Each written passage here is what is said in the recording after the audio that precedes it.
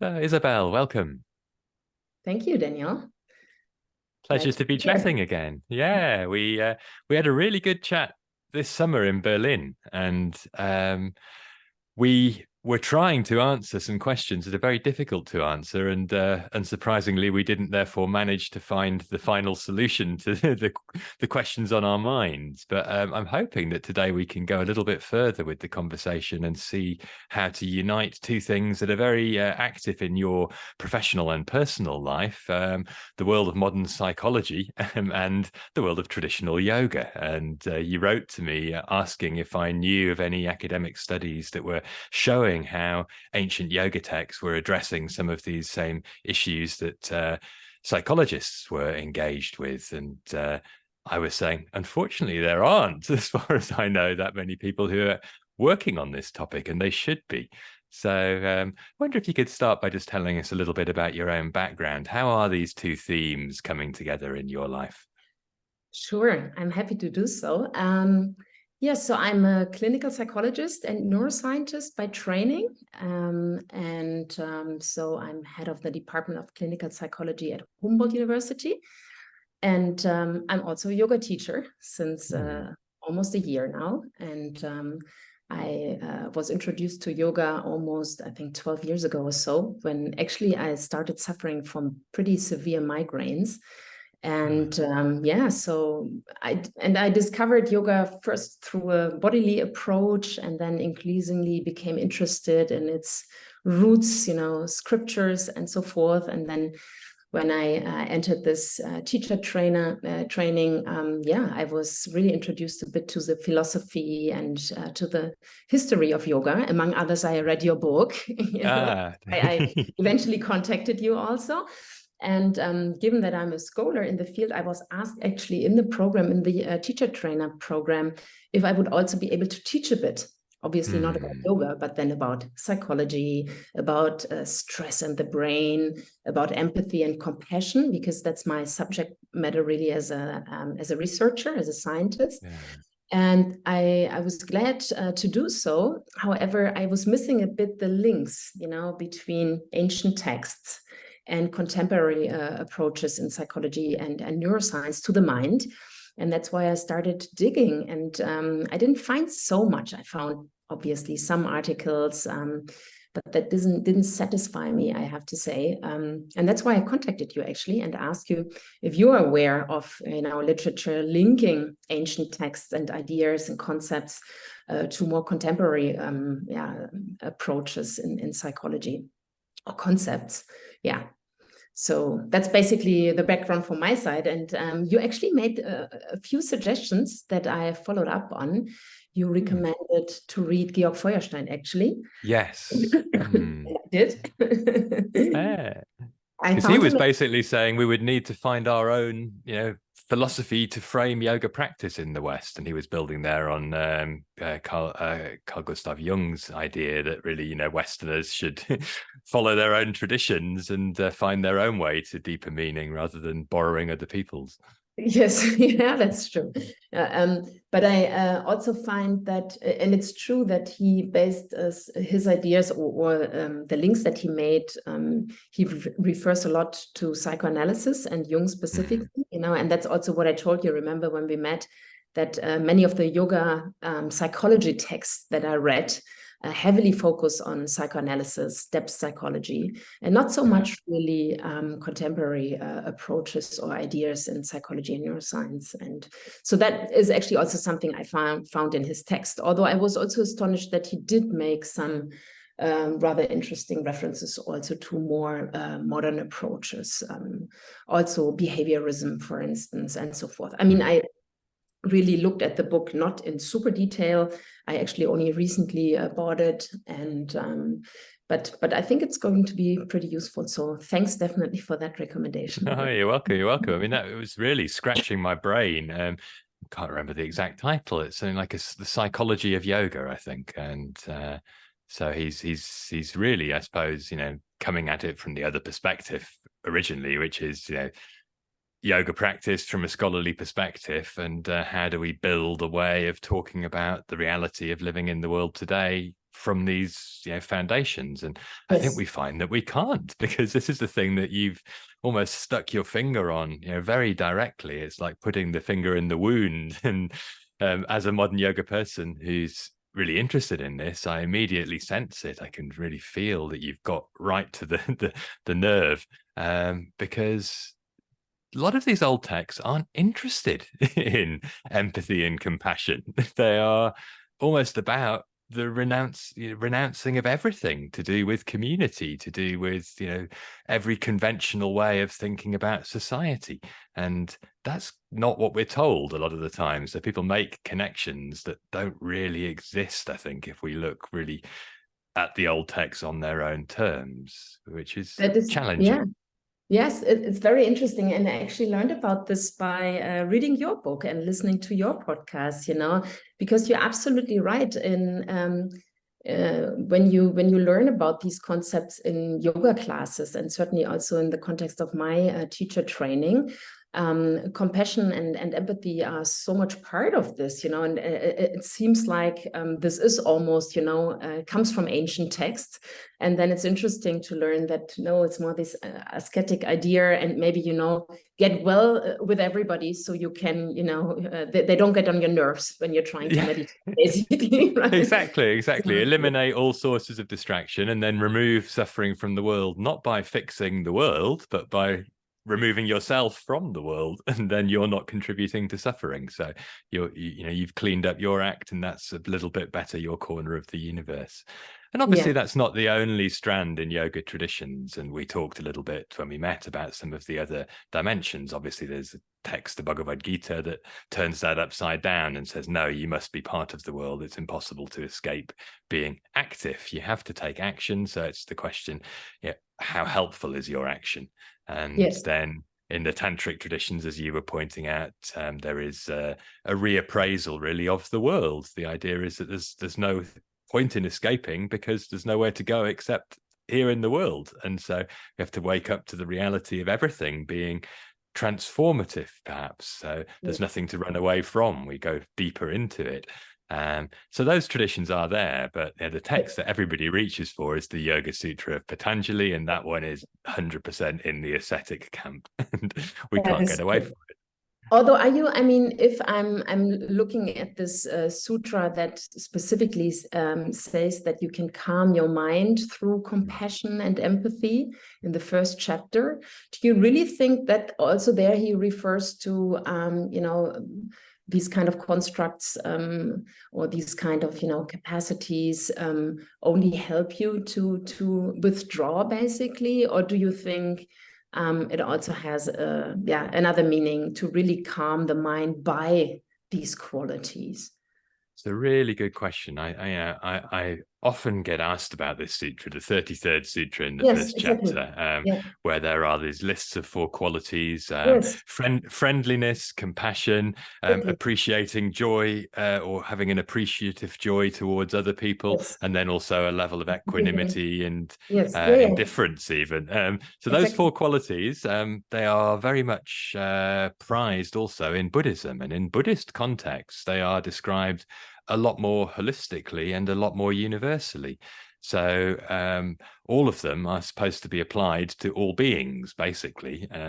Whereas in that Yoga Sutra, there's an arrangement of those 4 things with another 4 types of people: somebody who's happy, somebody who's suffering, somebody who is behaving well, and somebody who's behaving badly. And the things are linked specifically one to another based on the earliest commentary that goes with the Yoga Sutra. And in that commentary, it's very clear the way it's described. It just says, you need to be friendly to people who are happy. You need to be compassionate to people who are in distress.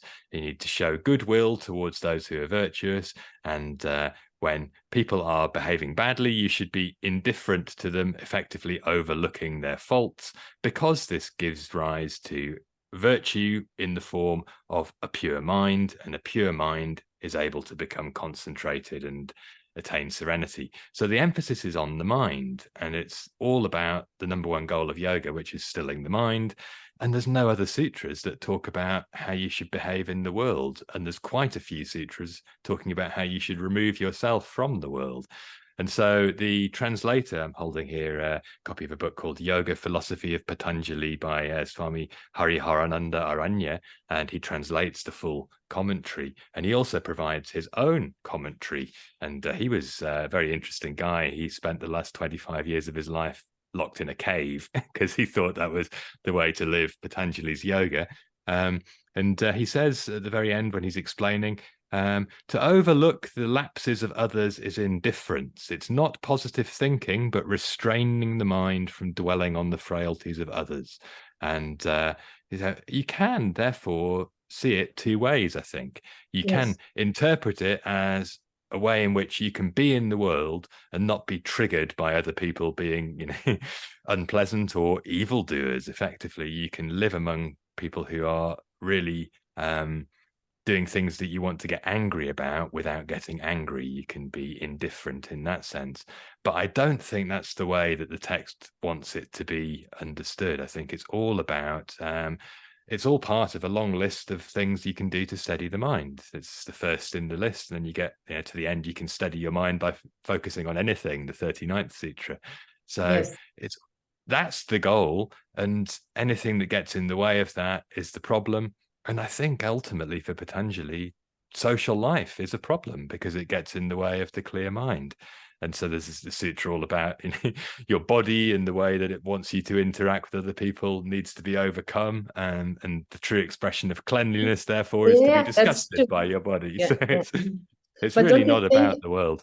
Yeah, but me as a social neuroscientist, obviously, I would say this is a misconception, of Patanjali, maybe, because I mean, our thinking, our way of being is so social, so inherently social, I mean, we are born already, in the womb, we are closely intertwined with another being, and we're so social creatures. And I mean, there's this field of social cognition, is exactly about that. It does show how many biases there are in our thinking, how many tendencies we have in our thinking and in our emotions and so forth. That do show that other individuals have a massive impact on our thinking, right? So to think that just refraining from everything that's social, even though you might be alone and you might withdraw, I think you don't get rid naturally of or immediately of your thinking styles and patterns, and they are so social. So don't you think it's a somewhat of a misconception to think that 100%. Get rid of this? No. And again, I think you've really put your finger on the problem. People want these old texts to respond to the realities in which we live, but they were responding to a different reality with different priorities, and they didn't have the knowledge that we have now about all of the things you've just described. And in that original context of very crude solution to a big problem of there is suffering, it's to do with how we relate to our idea of ourselves and our surroundings. The really simple solution is to shut down, and then there is no more surroundings, there's no more idea of myself, and there's therefore no more problem. But as you say, it's more complex than that, and actually we exist in relationships, and the joy of life is to have relationships that go well. And what we can do, in fact, is to try and improve our relationships. And there are ideas in the Yoga Sutra that we can use to help us do that. I think it's not to say we have to throw away the text, but we're going to have to reinterpret it based on a new way of seeing. That's the thing I really keep coming back to. And I think you've identified very clearly that if we come at it knowing what we know about who we are, then we're going to have to almost write a new text that can borrow some of those ideas. But just to say that this text gives us the solution to those problems doesn't really do justice to the text itself or to our sense of what the problems are, because we're trying to make two things that are different shapes fit together. And much better to say they're totally different shapes and make a new thing that deals with both of them. That's my personal view. But sorry, you're going to say something. Yeah, no. It's fine. I'm really interested in hearing what you think about this. The question is, do we really need to make one thing out of two different things? My original idea in contacting you was not necessarily to say, let's combine it, ancient texts with contemporary ideas, and then, you know, see how we can get to more truthful, or, you know, more closer to human nature thing that where we combine everything. Maybe not necessarily. Also, and I learned this also from you, because yoga texts are so different over the centuries, right? In their approaches, in their conceptualizations of the mind, of consciousness, of the self, you know, of you know, all these different faculties in the mind and so forth. So, I mean, that's, to start with, difficult to say what do we refer to, you know, what do we relate our contemporary approaches to, you know. Obviously, as you mentioned, Patanjali is the most famous one probably, but there's other texts that you know, in many respects come maybe closer to what we think now about human beings. But my idea was not so much, when I approached you, to mix them up somehow, but to see how can a teacher training, or, you know, somebody who wants to learn about yoga, who's interested in both ancient texts and conceptualizations, as well as new ideas, contemporary ideas in psychology, how can we relate these together without being too with still having kind of a red thread through things, you know, not just taking 100 different little bits and pieces and say chitta relates to that, and samskaras relate to that, and, you know, this relates to that, but having more of a, you know, a story or narrative that's kind of understandable, and that yet takes some of the bigger concepts. That's what I was looking for, kind of in text, you know, some of the bigger concepts, and say, okay, how do we think about these things now in terms of, you know, psychology and neuroscience, and not necessarily saying you were wrong back then, you know, to these scriptures. No, I understand. Yeah, no, I appreciate it. I was a bit unsubtle in the way I phrased that. Sorry, go ahead. No, that's fine. And yeah, I mean, it could still be an idea to see how and what can we use and combine with contemporary approaches. And I mean, you know, in many, I'm also, as I told you, a psychotherapist and CBT, so cognitive behavioral therapist. And I don't know if you're familiar with CBT a bit, but we have different waves in cognitive behavioral therapy. So we talk about a first wave that heavily focused on learning principles, you know, reinforcement learning and so forth. But then we had a second wave that focused more on thoughts and the change of dysfunctional thoughts, of negative thoughts, in an idea to also change then negative emotionality. So this obviously, you know, has a strong reference to Patanjali's first sutras, you know, the stilling of the mind. So trying to get the chitta to shut up somehow, you know. That's very much what we do in cognitive behavioral therapy. We look at these thoughts at these automatic, often negative thoughts. At least when people come to us, they are mostly depressed or burned out or very anxious. And so a lot of time they have a lot of negative thoughts. So we are trying to look at them and to reframe them. So that was the second wave. And the third wave, actually, and that's why I'm saying this now, has taken more of a holistic approach, is not necessarily trying to change thoughts, but has more of an accepting stance, more of an, you know, take a step back, look at yourself, and similar to what we do in mindfulness. And mindfulness is actually a large approach in this third wave of cognitive behavior therapy, where we say, okay, look at these thoughts. There are these thoughts, there are emotions, there are behaviors, but you are not entirely these negative thoughts, you know. So it's you can actually distance yourself from them. You can actually try to not identify yourself too much with them. And then there we are again with yoga, right? So it's very close to what yoga has to say, actually, the misidentification of the self with these negative thoughts. That's kind of at the core of the problem, right? Or, I mean, you have to tell me. 100%. No. I think actually you've just, through that example, given real clear form to what I was stumbling around in the dark looking for. There is a connecting thread there from ancient philosophy to modern clinical practice, and it comes to this idea of misidentification. So that's a really key principle in both contexts. And so what I guess we have to do is try to decide which one is driving the car, so to speak, and which one is the passenger.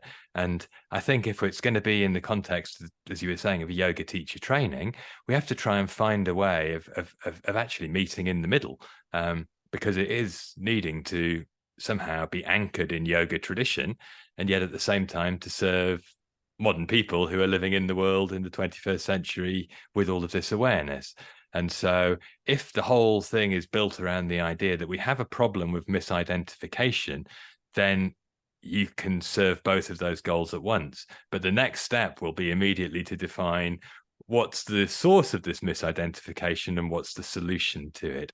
And the traditional yoga path will have a very different answer to that than the modern psychology path.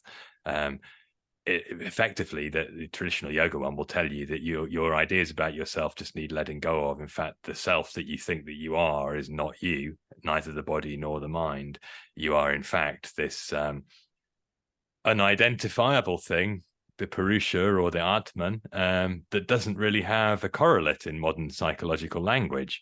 And the psychologists will say, actually, no, we just need to get your functional self better able to function in the world. And so we'll try and do first aid and repair work and help it take it to the self gym so that it can be the best self it can be. And to the yoga mindset, that would always be the wrong solution. And yet that's how most of us live.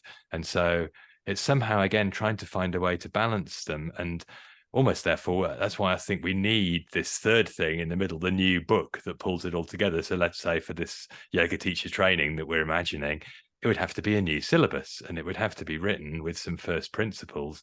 And there's one that goes even before the misidentification. It's that, we have problems as people, we suffer.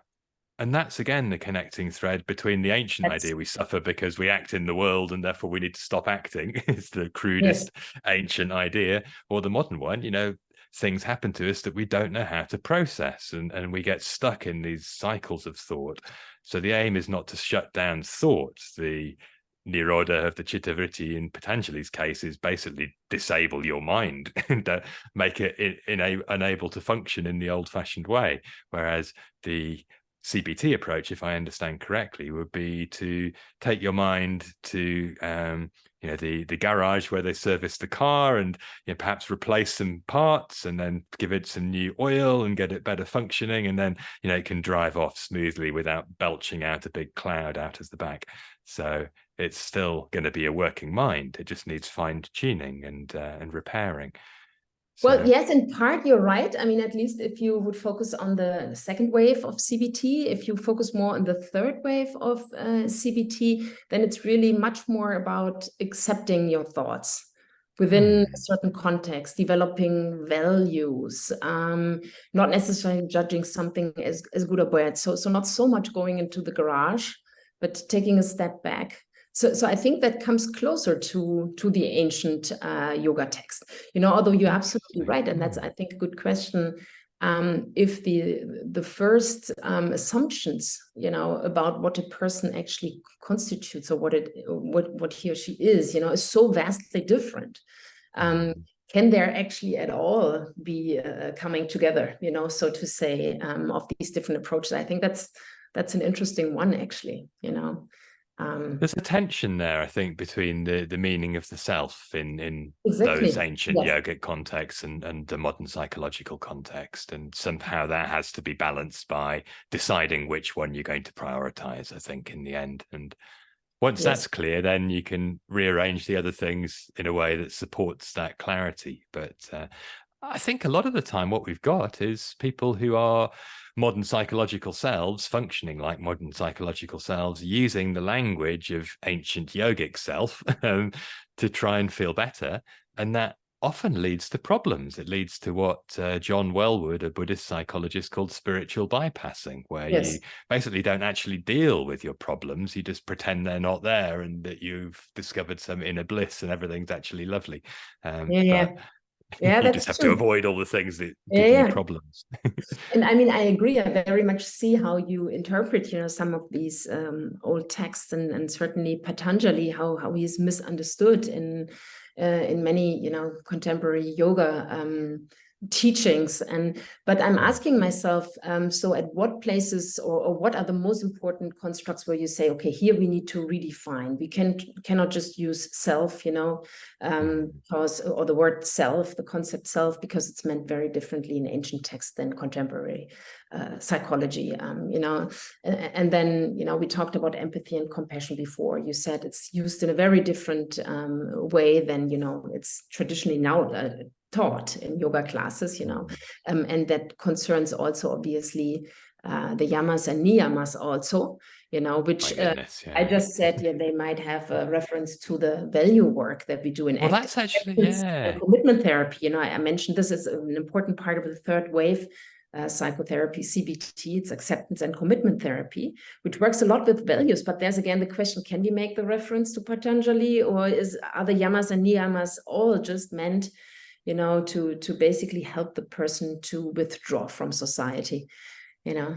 Well, I think we get our answer straight away if you look at the fourth yama, brahmacharya, which means celibacy, which obviously everybody today reinterprets, and fine to do that, but that's not what it meant in the original text, because you turn to the commentary and it says restraint of the genitals, so it's definitely no sex. And then the next one is the niyama of shaucha, which I already talked about a bit, cleanliness, and it says in the commentary very clearly that the disgust for the body that the sutra talks about is all about, basically being ready to let go of your body. And this is a cruder approach to the same thing that the Buddha talked about, which is to, in mindfulness of the body, you have to ultimately be able to see your body rotting as a corpse in a cremation ground, being eaten by vultures, because that's what it's going to be. And if you think it's some sort of special precious thing, you're going to have a really hard time when it starts falling to pieces and begins to die. So it's all part of letting go in the end. But actually, I think also the rest of the yamas and niyamas are to do with letting go of the world also. So it's actually the impossibility of not harming, because as other texts like the Mahabharata, which is all about a big war, acknowledge, the principle of not harming is lovely in abstract, but in practical reality, it's how do you cause the least possible harm, accepting that harm is being caused all over the place, and what's the sort of the best of a bad situation that we can make of things. And so for Patanjali, saying to carry this out has to be without exception in all situations. So the minute you tread on an insect, then that's it, you've no longer been practicing ahimsa. And the idea, I think, really, which is why the guy who wrote this book, Hariharananda Ranya, locked himself up in a cave, is that's the idea of the yogi, to just let go of the world almost. But what I wanted to emphasize wasn't, I don't want to get too fundamentalist about Patanjali's fundamentalism, because I think we can get lost in that. Obviously, throughout the history of yoga, other people have used this text in other ways or borrowed some of these ideas to be much more socially active than the extreme version I was just describing. But if we have to think of a list of 10 values to live by, who would pick those 10? They just happen to be there in this text because they serve that function. There are other lists in lots of other Indian texts that are much more social. They mention things like generosity or compassion for other beings, or patience or humility or modesty. And so if those things are actually part of living in society, why would we go for this list of 10 things to guide us? They're just not very helpful. I think what we need to probably recognize is, as you're emphasizing, any practice of yoga needs ethical foundations, and any process of healing ourselves needs prioritization of values. But are these the right values? And perhaps we need to ask ourselves what the right values are. And when I have workshops talking about ethics in yoga, that's what I end up doing. I say, well, we can probably agree that not harming and being honest, they're good things. We can take those too. But even just sticking with the yamas, okay, not stealing is fine, and perhaps this no sex is a problem, and then the other one, which is no possessions, basically these are all ancient ascetic principles, and the no stealing is much more basically don't ever have anything except what's given to you. So you only eat if people make donations. So they're all about that worldview. But if we take those other two as being good, what are the next three that would be nice things? And people always end up picking qualities like, compassion, kindness, generosity, friendliness, all these other things. So they bring back the memory of that 33rd sutra from the first Yes. chapter. Yeah. But if Yeah. that's the only reference to that in this whole text, it seems to me the worst place in the world to go looking for guidance on how to use those principles. The world of human knowledge has got so many better sources for explaining how to be nice to other people than Yeah. And the Yoga plus, Sutra. if those principles weren't set out to be ethical principles in the first place, can you actually take them as such? I mean, that's, I think, an important question. Or do A really good point. To other yogic texts? And I mean, this is a question to you, where empathy and compassion, in history are maybe also part of yogic texts and not Patanjali.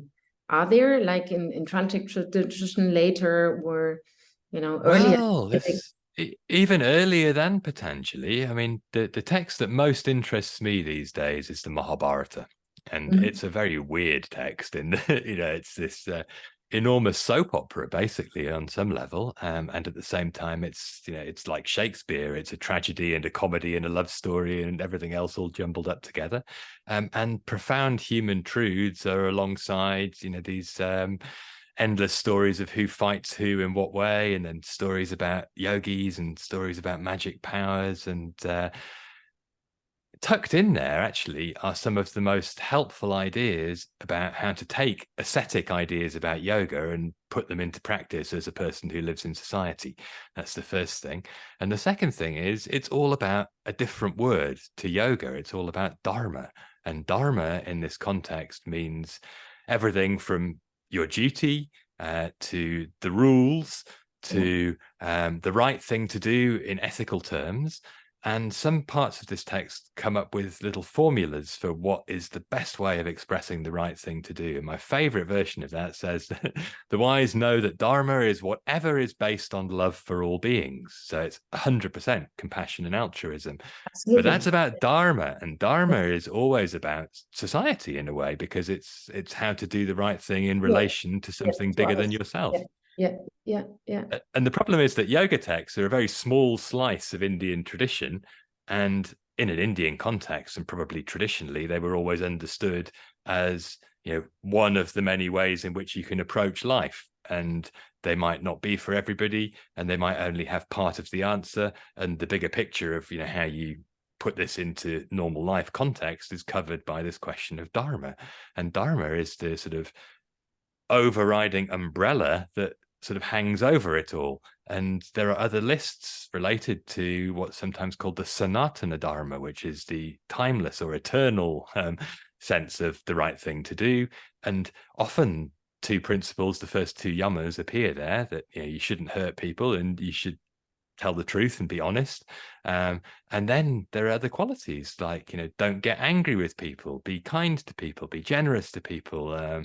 All the time it keeps coming back to that. In the Bhagavad Gita, which is part of the Mahabharata, there's a question Arjuna asks Krishna: why do people not do the right thing despite knowing what the right thing is? And Krishna's answer is very simple. He says the problem is desire and the problem is anger, this craving, aversion thing. We want more of the things that we like. We want to avoid all the things that we don't like. And so we just try to rearrange reality to make ourselves happy. Unfortunately, reality doesn't do that. It just does what it does, and we have to adjust. Or if we don't adjust, we get angry. So anger comes from desire. Desire comes from this fundamental problem of how do we relate to the world? And so old yoga texts say don't act. The Bhagavad Gita, like the rest of the Mahabharata, says it's all about how you act. Even if you have to do the worst thing in the world, can you try to do it with detachment, with an attempt to do it in the best possible way, do the worst possible thing in the best possible way? Yes. And, that's the gray area of reality, and that's why I find it a much more interesting text. But it's very hard to build the yoga teacher training around the Mahabharata, although I'd one day like to try. But do you feel, I mean, I feel in my teacher training, the texts weren't all focused on in in such emphasis as Patanjali's Yoga Sutras, obviously. And so maybe you can tell me, how would you build, what would be your ideal composition, let's say, of pieces, for a teacher training from these ancient texts? And at which places do you think would you maybe relate to contemporary psychology or concepts? I mean, even without being a psychologist, I think everybody, we live in such a psychological how would you say that? I mean, we are surrounded in society by psychological concepts and psychotherapeutical concepts, right? Everybody, I mean, colloquial language has so many references to clinical psychology these days, that people have a certain concept of the mind and psychological disorders and so forth. So where would you think are good pieces or points, where references should be almost made to more contemporary approaches in psychology and psychotherapy? It's an excellent question, and I have to immediately say before I answer that my answer is going to be inadequate, and I'm not going to be able to solve that problem, because I think that's the problem that we've identified. We need to work towards this sort of thing, and there won't be only one of them. But the yoga world, if it's going to be really dealing with the fundamental problems of what it is to be a person in the 21st century, needs to make this marriage between psychology and traditional philosophy. And so I think the first principle is just that, to acknowledge that, we as people experience difficulties, and those difficulties are felt through the mind. And that's why we talk about mental health. And the problem that yoga was always trying to address is to do with mental health, except it was always going much further down the road. So I think the very first step is to say, although we are engaged with something called yoga, which is very old, we are engaging with it now as people shaped by contemporary society. All of the old yoga texts need to be put to one side. They are not the guides for our journey here. We need to first establish what our priorities are by, first of all, saying, what's the goal? Why am I even practicing yoga? What's it for? So I think we come back to this fundamental principle that's at the beginning of all ancient Indian traditions, which is to do with suffering.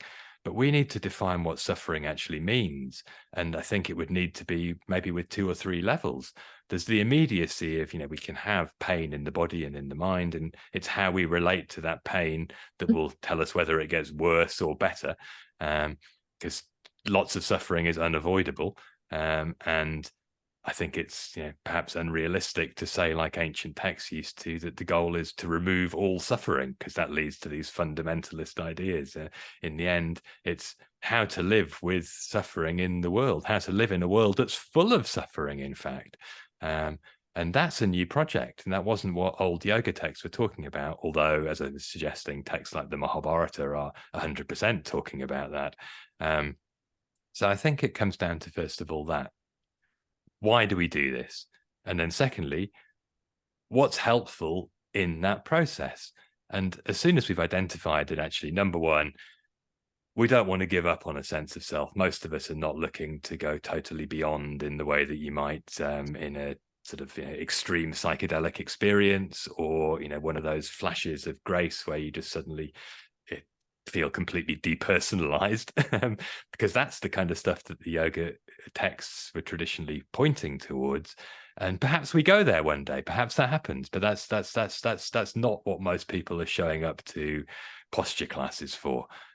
But in order for them to be showing up for more than just stretching, we need to have some framework for the whole thing, which is not just about getting a better looking body or feeling like you can perform tricks that you can show on Instagram. So it has to start with the mind and the way that we relate to the difficulties that we experience as people. And then to come back to just one last thing, to come back to the fact that the mind and the body are not separate. And therefore, you can work on the mind through the body, and you can also work on the body through the mind. And that the skillful practice of yoga in the 21st century is then going to look at what we've learned about how the mind and the body work in order to engage with that more intelligently. That would be my sort of opening statement. Sorry, I cut you off. I like it. We have it on tape. No, it's excellent actually. I very much like it. And you know, when you were just talking about this, you know, I think coming really from people that start, I mean, people that don't yoga journey starts on the mat, you know, with stretching and with building strength. That's definitely for sure. And I think it's interesting to kind of see how we can look at maybe, you know, different mechanisms that are at work in yoga context, in postural yoga context, and also beyond. And looking, for instance, at, you know, this is something, I mean, I have also done in my work a bit over the last years. I have tried to kind of incorporate studies on elements of yoga in a wider sense. You know, for instance, we have done a mindfulness study. We have, you know, people have gone through a mindfulness training for 8 weeks, and we have tried to see, okay, what does that specifically change in the brain? How does behavior change related to the self, to emotional regulation? So when you're in distress, are you better able to regulate your stress? How about in social contexts? Are you better able to regulate your stress when faced with the stress of another person? So this is basically taking one of the ingredients that does work. And that's also how I came to yoga, as I told you, through my migraines, you know, and here I am doing postures, being engaged in mindfulness. I fortunately came to yoga with a very, you know, traditional hatha approach that was very heavy on meditation. So from the right beginning, there was always 1/3 of the class that was devoted to meditation, basically, you know, and that was, I'm very grateful for this actually now, so that I didn't get into this with a very sportive approach. Yeah. So we took this kind of ingredient and saw, yes, it does work. It does work for emotional regulation very well. You know, you can actually regulate your stress by mindfulness. Then also we did studies on synchronization. And I think I did not tell you this yet, but I think, you know, that was obviously not part of ancient texts much, you know, and certainly not with Patanjali. But if you go to yoga classes now, you know, we always do this in the context of, you know, doing it with other people and doing it in synchrony with other people very often, you know, chanting in synchrony with them, doing asanas in sync, even breathing in synchrony if the instructor or facilitator kind of, you know, says that. So, and we have done studies that definitely show that synchronizing with others, movements, you know, imitation, synchronization with music, without music, do strengthen a sense of empathy, of compassion, of helpful pro-social behavior, even that. So it's a very bodily precursor, a very basic precursor of higher cognitive functions and social cognition. That's interesting in itself. And I think it's also at work. It helps, you know, mediating some of the positive effects that we experience in yoga classes when we are doing these trainings or yoga classes with others. What else have we done? Now we are actually about to dissect or to look specifically at breathing. So we are now starting a study that we just recently received a grant for from the Tiny Blue Dot Foundation, which actually does support science in psychedelics, because you just mentioned psychedelics. So I don't know if you're familiar with fast breathing approaches, such as conscious connected breath, so that induce basically psychedelic states. So the one I've heard is what's Stan Grof is his name. He came up with this holotropic. It's very similar. So there's a couple of approaches that basically use controlled hyperventilation to induce psychedelic states. And it's kind of, I mean, although these are ancient techniques, and I'm sure the yogis use them, you know, they are researched very little, and they are harnessed. So almost not at all in traditional talk-based psychotherapy, certainly not.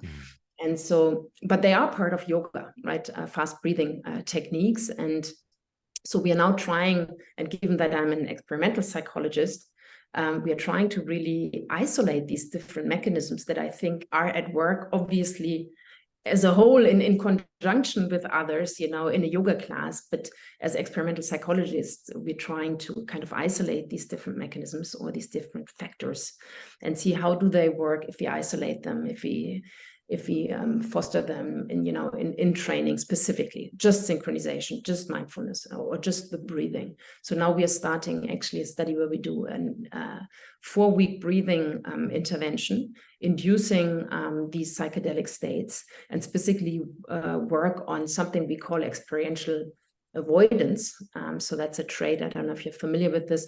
We tend in everyday life, negative events that happen to us, we tend to suppress, Yes. to try and avoid stimuli, thoughts, but actually also people or objects or memories that remind us of these. And this is what we call experiential avoidance. So we try to avoid everything that reminds us of these negative states and actually get us again in these negative states. This is actually reinforce their hold on them. Yeah, it is a samskara pattern. You're exactly. right. Yeah. But we know that on the long run, if you're avoiding these negative thoughts or negative states altogether, you develop physical and psychological problems, burnout, depression, but also high blood pressure and so forth. So this trait of experiential avoidance, some people have this to a higher degree than others, leads to psychological and physiological distress on the long term. And so through these psychedelic states induced by this controlled hyperventilation, very often actually frontal cortex shuts down, which is responsible for, a very more controlled, planned cognition and action is kind of reduced, this activity, and more limbic system, emotional center activities comes up. And then these memories, these experiences come up very often. It's actually astonishing. I don't know if you have said, but have you tried it? Have you tried holotrophic breathing? Not specifically as facilitated in that way. I've tried lots of fast breathing stuff though, and I've had quite experience with pranayama that similar to this. I've been on extended pranayama based retreats where a lot of traumatic material surfaces, and yet it's experienced in a different way. It's almost like MDMA based therapy, where because you're in a sort of slightly altered state, these things can be there, and you don't do the normal avoiding. Instead, it's just you can hold it a bit more lightly and say, that's what's going on. And so suddenly you've reframed your memory, like memory reconsolidation, I think they call it even. Yes, something like this, or it has purely a cathartic effect also. There's different, I think, levels how this or why this calms the mind eventually, although it might be distressing at first. But getting back to the original argument, so I think it's interesting to kind of dissect these things that happen in yoga classes, all together. You have this experience of doing something physical with other people in synchronization. It involves breathing, it involves mindfulness, but it also involves, obviously, this body-mind communication or connecting, right? And I think it's interesting to kind of look at these things a bit separately and see what do they bring to the table individually. Why does this work as a whole, right? Yeah. It's an excellent point. And I think, if we're going to talk about altruism and compassion and interdependence, then having a focus on practice that works in that way, that is actually acknowledging that everything is relational, and that through the maintenance of a helpful relationship and the cultivation of that in oneself and with the surroundings, somehow we're going to learn relational skills rather than training ourselves to disappear from relationships. Then you can actually turn some of the same techniques to a different objective, as you're illustrating there with pranayama. Effectively, pranayama was always one of the ways in which you could just thin your mind so that you were no longer identified with being a person, and it was easier to disappear. But you can also use it to get better able to live with your stuff and to let some of it go. And so that's all partly through, as you say, the kind of co-regulation of being together with others, something that can be very low level. You don't even have to talk about it. A cathartic experience. That's what most people feel when they go. It's why they go to the yoga class, because it feels good, and they go back because it helps in a way. And I've noticed in my own life, since I stopped going to yoga classes for various reasons over the years, moving to the middle of nowhere was one of them, getting injured and running my own practice in my own way, and then eventually just sort of being less interested, I suppose, in being told what shapes to make. I feel like something's missing. There was something that was really rich through going together into the space, and just the experience. It wouldn't have mattered what we did almost. The fact that we did it with the intention to let go of trying to control reality for ourselves for a little bit, and to slip into this space where something took shape that was bigger than all of the people in it. Yes. That was very powerful. Absolutely. And, I mean, looking at other cultures, not only yoga throughout the history and what we do, but, looking certainly in Asia, Tai Chi, or, other cultures around the world, this joint movement, synchronized movement, and even sometimes, singing and so forth, is so much part of all different cultures. And it has, I think, yes, it has a bonding effect, but also then, eventually or ultimately it serves the self, the well-being, right? Because there is this effect of, doing maybe something for others, with others, and that has a ripple effect. The positive emotions you're sending maybe and your experience to others is also eventually you're sending them to yourself. So you can grow for yourself and also bring this on board again for social relationships.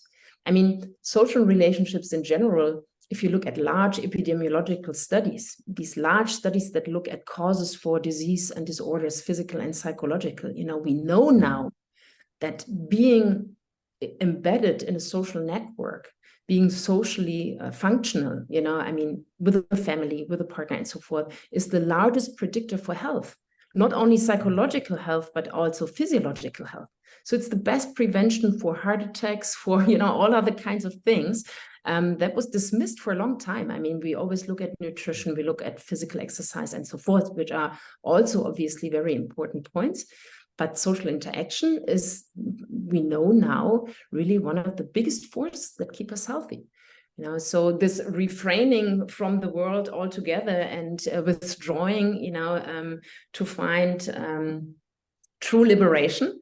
Yes, maybe for some people, for some times, but generally now in our world, being good with others, being embedded, in social networks, is a big predictor for mental health. For suffering, ending of suffering. Yeah, no, exactly. And again, if we've reframed suffering to be about, the problems that arise through being a person in the world, rather than the problems that arise from being a person at all, then yes, of course it's just how do we get better at being in the world? And I suppose then, there's always this question hanging over it: how much can we change everything and still call it yoga without basically laying ourselves open to charges of misappropriating Indian traditions for new objectives that lead in the opposite direction, etc., etc. And at the same time, acknowledging that's what's happened throughout the history of yoga. People are always trying to keep as much as possible of the basics from the old system, while adapting to the new realities of the times. And the best example of this, that's the most recent, is the way in which everybody discovered yoga in the Western world, the creation really of group classes based around making shapes, originally not on mats, but in the last 30, 40 years, always on mats, it seems. And that's an innovation that took place in late 19th, early 20th century India. The sort of popularization of body-based approaches, so that everything else was maybe still there in the background, but was not given the same priority. You would not find a yogi from even the 18th century, I think, based on the evidence we have from texts, who would recognize the idea of yoga practice being entirely sequenced through physical postures, even if the mind is concentrated and the breath is regulated and it's all structured in the way that some of the most innovative teachers tried to keep all the things together. So that's one example from very recently that shows just how much you can change things and still call it yoga. So I personally think there's a lot of freedom, but I do think we have to be also mindful of the fact that some people wouldn't like this and say, well, what's wrong with good old yoga? Why are you doing this? You're just wanting to copyright it and make money out of it, and water down yoga, and people in a few generations won't know what yoga is because of people like you. And so I'm always aware that that's out there, but my response to that immediately would be to come back to what you just identified, and to your own experience was to be in classes that were very heavily emphasizing meditation, and seeing actually that a lot of what we're talking about is a relationship to what's in the mind and body that only really emerges with the space to watch it and to let it change. And then with the breathwork element, that's about the oldest physical practice that there is. And so if that's harnessed to serve a slightly different objective, I think so long as that objective is related to diminishing suffering and promoting this dharmic idea of behaving in a nice way to other people, which, let's face it, is the root of most religious traditions in the world, the basic compassionate ideal, then I can't see that we've gone too far wrong. So I just think it's important to acknowledge that stuff, but also maybe to put it straight to one side as well. Yeah. Yeah, I absolutely agree. I absolutely agree. I mean, and the next step would be, and that's, something why I contacted you also, is how do you kind of, make this or can put this together as information in such a way that it's not too complex, that it's still digestible for your typical, person that seeks a yoga teacher training. That's, I think, something I was missing a bit. When I went through the training, I was missing a bit, a red thread and easy enough chunks of history and philosophy throughout the centuries, being linked to important things, in psychology, neuroscience, that do make sense for our societies now, that what we are looking at, what we understand. So that would be just great to have something that's not, too overwhelming in terms of, two bits and pieces, or that doesn't have too much of a red thread. And so that would be fun to develop something like this, I think, that I agree. Teases certain things apart, but leaves, as you say, and that's important, ancient texts as they are, leave them as an important reference point, make sure, or make clear where they differ in terms of conceptualizations of the self, of the social, how important social is, for liberation and so forth, and relate that to again, newer ideas. That would be great.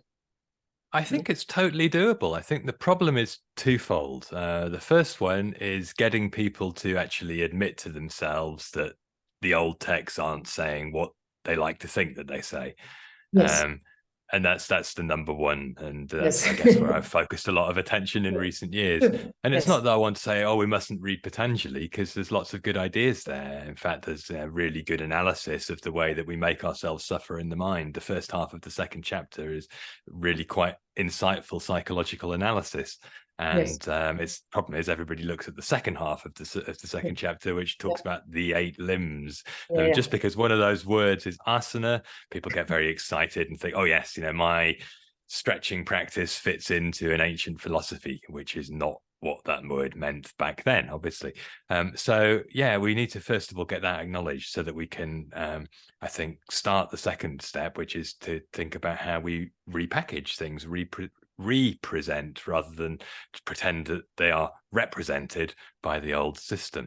And then the second problem is that what people often are using in their unconscious repackaging of old ideas to make them fit with modern realities is drawing on ideas that have nothing to do with yoga, that mostly come from Western New Age contexts.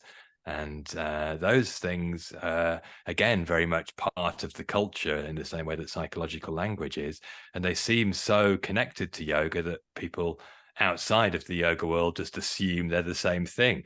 And I'm thinking here about crystal healing or any of these sorts of things. Yes. You talk about I teach yoga, and people say, oh, can you put crystals on my chakras to get them balanced? And just like, I know. But that's what's out there. And the number one source of these inspirations is a system of thinking, really positive thinking, positive psychology, that's technically known as New Thought, from 19th century America, the source of all sorts of weird stuff that you see in the modern world, such as manifesting, where you just have to sort of get your ideas correct and really focus on what you want, and you will somehow make it magically appear. So it's wish fulfillment. It's almost like cities from the 3rd chapter of the Yoga Sutra. So that's all out there colonizing yoga philosophy. And I think we also have to therefore make it clear that a lot of what people are using to make things sound modern isn't that helpful anyway. It's the opposite of yoga philosophy. And that's leading into the territory that I think I mentioned when we spoke in the summer, I often feel like my job consists of going into yoga centers and wagging my finger and saying everything you think you know is wrong. And that's not going to help. And that's not going to be the Oh, best place to start this project. And yet somehow we have to get past those two obstacles. Once we're past those two obstacles, I think it's actually relatively straightforward because as soon as you've let go of the idea that ancient texts have got all the answers, and also let go of the idea that all the useful material is this sort of new age fluff that's hanging around, then we actually do have to turn to neuroscience and to psychology to get the actual contextualization of what we're doing. And there's a lot of that going on out there. I wouldn't want to say this is a new thing. People are doing this, but they're not necessarily doing it in the big picture way that we're talking about, because I don't think many people are doing that at the same time as acknowledging the first two things, that old texts don't have all the answers and there's way too much new age nonsense in the modern yoga world. So it's yes. actually quite hard for their research to have the impact that it should have, which is helping people develop a new 21st century yoga philosophy that's rooted in psychology and the fundamental principles that old texts were about, which is diminishing suffering and therefore providing people with tools to not spread more suffering in the world. A happy person is nicer to be around, so that's great. Yes. But Yeah, absolutely. yeah. I think you're absolutely right. These are really the important points, and then not thinking about the second, kind of population that runs around with these esoteric ideas. I think it's important to be, short enough. So we are obviously scholars, you and I, Yeah. writing large texts and, getting very detail oriented is one thing, but you have to be sure that you're writing something for a minority of people then, and it would just be nice. That's why I, started with the idea approaching you, having this idea of how could you, bring this together in a succinct way, in an understandable way that has a red thread, that's digestible enough for your typical yoga teacher training, and that yet does not just have modules on history and philosophy, which is great, and modules of psychology, which, in Germany, I told you, if you do teacher training, that in the end, you want to be able to get money from health insurances. You have to satisfy certain needs or criteria that they put up. And so you have to have certain modules on modern psychology and neuroscience. You do have to have this anatomy. Also, obviously, you have to have then also a bit of philosophy and history of yoga. And obviously, you have a lot of practical and didactic work.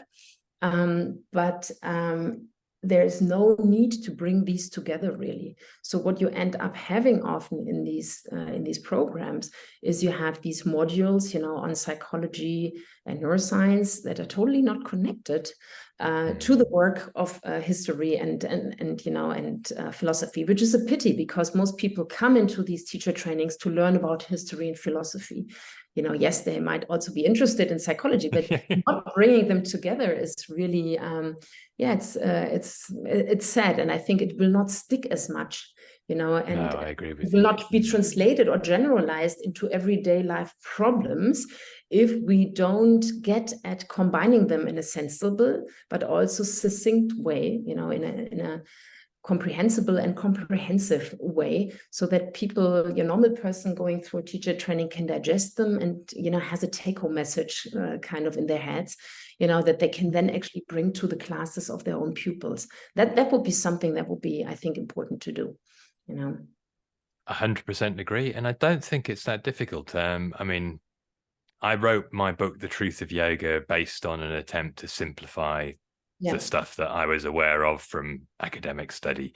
And that's already too long for this purpose. But Yes. I was writing things in little sort of 500-word chapters. And a lot of people have said to me that they find the book possible to read, partly because it never gets too long before you get a break. So you've just got a few hundred words to read about one thing, and then you can put it down again. And even that might be hard work. But I think all I'm really trying to get at there is it's about getting things. To write that book, I had to systematize my understanding of yoga, and I had really this breakthrough moment when I realized that I could write these short sections, and that what I really needed to do was to break down the history of yoga really into 4 parts, and then to break down those 4 parts into roughly 25 sections. So I had 100 things in total, and that's all the stuff that's made up modern yoga. Yes. But they're all little things, and they're all small enough to relate to. So it's not even about having a magic number. It's just about saying, the more we can see the constituent pieces, the easier it is to say, well, we just need to have a very short section on this, and a very short section on that, and a very short section on the other. And then you've got the manual that's doing the job. And what we can do, obviously, in the modern world is have a website that's got all sorts of resources that explain in much more detail, or even, you know, as footnotes or endnotes in a book for people who really want to go to the reference material or to do further reading. But that it can be very simple. You can strip all that stuff out that would normally be there for a scholar and just write simple sentences. Yeah. The problem, though, the last thought that comes into my mind is it has to come back to practice. The thing that ties together the teacher training in the end is that you're training people to go out into a room and teach postures for the most part. And somehow all of the stuff we're talking about isn't really about postures. The postures Well, are not, that's they're not true, but yeah, unhelpful, but but you can combine it, you know, then, and that's something, I mean, I'm doing in the practice, or when I'm teaching. We hold the asanas for a long time, for such a long time that you want to distract people by telling them stories, you know, and obviously to help them getting mindful also. But then I always, you know, and I've learned this from my teacher, Sadhya, who also inspired me a lot and made me go into this teacher training, because he does this also to a large extent. During holding asanas, he explains about history and philosophy of yoga. And I actually do so by adding things from psychotherapy. You know, I say, okay, why doing this in a mindful way? Why trying to take the observer perspective here and trying, you know, to calm down, take on an accepting stance, you know? And then I tell them what we do, or what the basis of CBT is, similar to what we talked about, that we know that too strong identification with negative thoughts. And certainly when in an asana, you know, you bring people in stress and tapas, you know, you make them heat up, hold positions that are painful, you know, and then allow this pain, let go of this pain, you know, allow, so basically taking this always as a synonym or as a metaphor for all kinds of stress that you're exposed to in everyday life, and about your way of dealing with this, to take a moment to observe yourself. What are you doing in this moment of stress here that you have provoked, or that the asana class has provoked to you now? How can you deal with it? You know, you can internally crunch together and say, this is horrible, I want this to go get over with, you know, or you can just take this accepting stance, and you can try and step out of yourself a bit, observe you from the outside and say, yes, this is Isabel in distress now, you know, she's fighting somehow, you know, this is a part of you, but try to let go now, and so forth. So basically bringing people, making them aware of a bit of the context, psychological, as well as maybe some of the old scripture, Patanjali context, for instance, you know, when they are actually holding asana for 5 minutes. So this is something that I love very much about the hatha yoga approach I was introduced to, and I was taught, you know, to teach, that it has these moments where you can actually interact with people. It's not like many Ashtanga classes or flow yoga classes where you jump from, you know, you haste from one asana into another, you know, without having these moments of contemplation or teaching. And this is, yeah, I like that very much, I think. And this would be great, you know, so that way you can combine it, you can bring it back to the mat, you know, if you have a format in a class that allows you to also, to also interact a bit on a mind level, on a communicative level, rather than just focusing on the body. Sounds wonderful. The only problem, I think, though, is that there's so much more, because what you were talking about in terms of values, for example, and really thinking about, you know, almost a therapeutic approach to being a person, and thinking about, you know, stuff that's alive for us, and to a certain extent almost, you know, not to suggest that talk therapy should become the next yoga class, but having some context within the yoga framework where you can actually make some progress with this material that's particular to you and your suffering.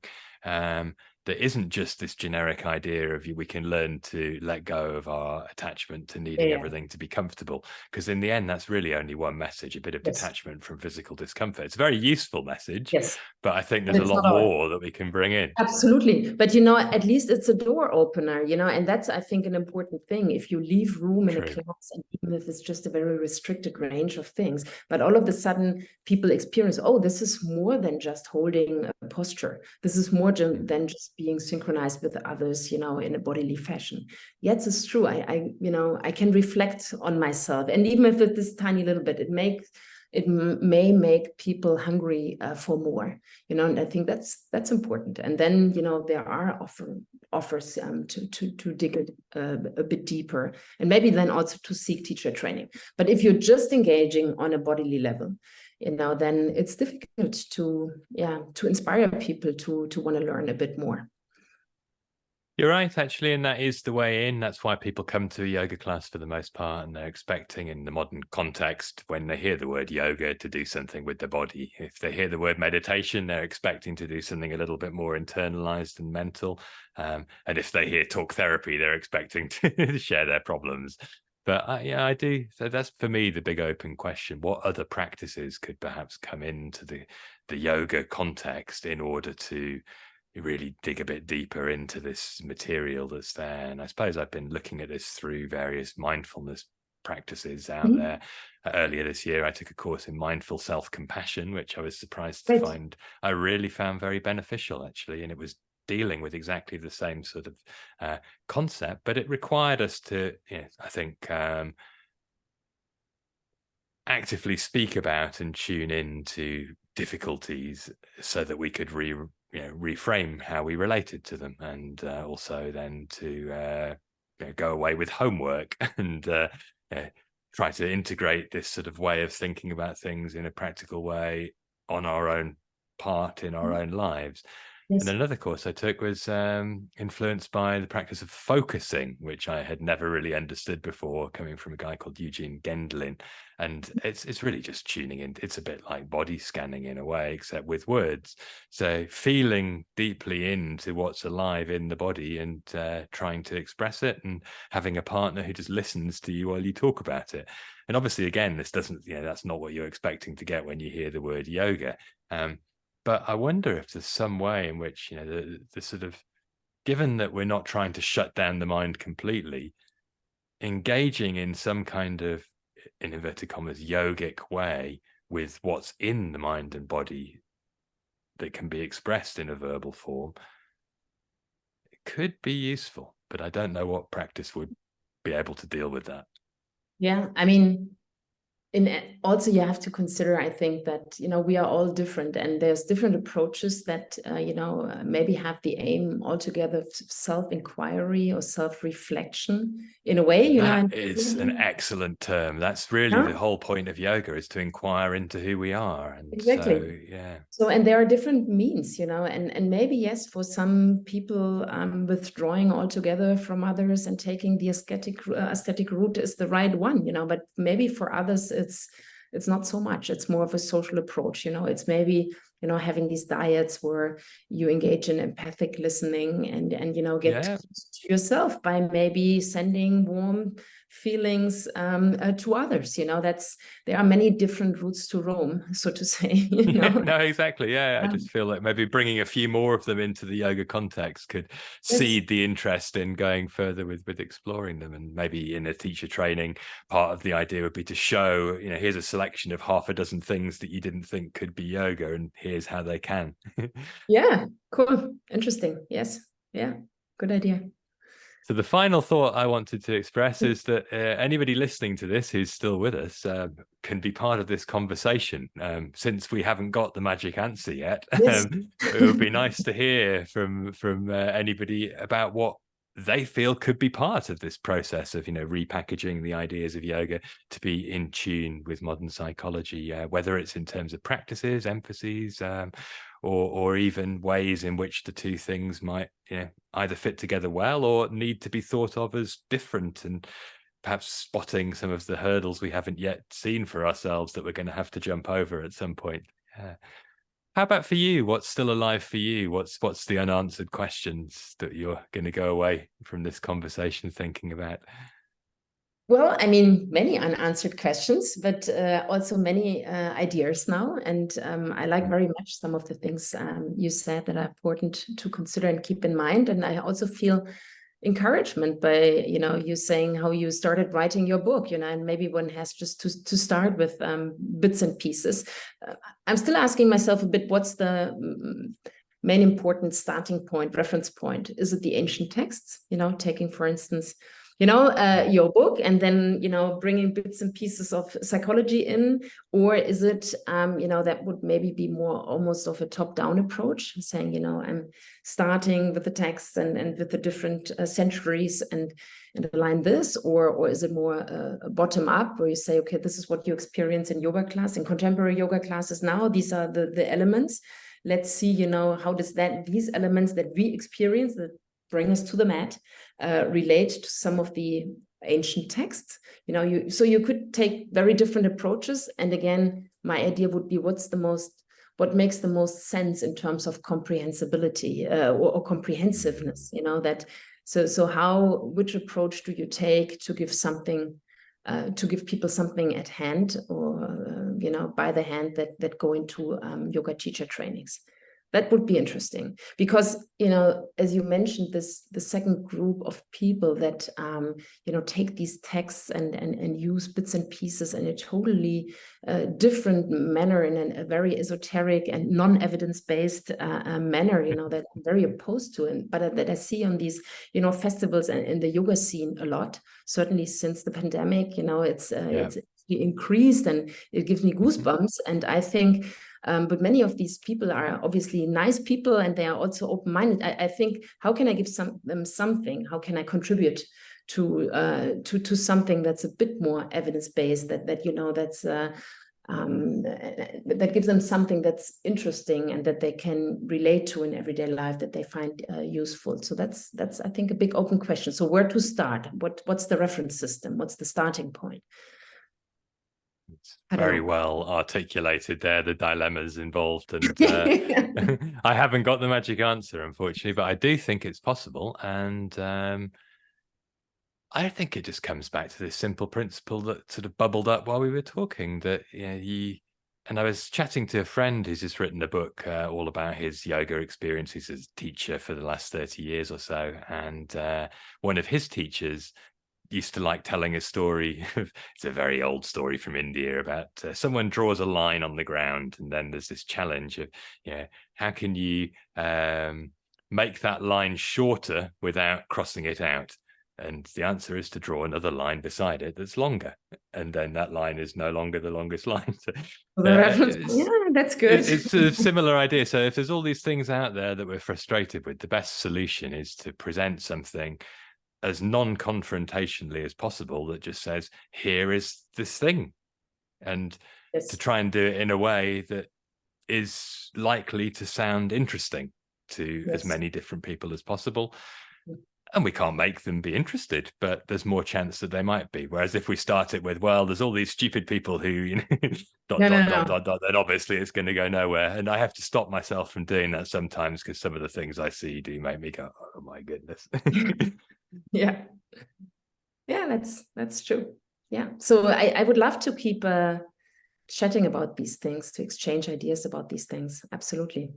Oh, thank you, Isabel. I'm going to say, although we might be coming to the end of the conversation now, it's very much not the end of the conversation. So I look forward to the next phase of it. But for now, I just want to thank you for really rich and engaging chat, and for sharing, your knowledge and your experience, as well as your curiosity with listeners. And it's much appreciated. Thank you. Thank you. It was great talking to you. Bye, Bye for now.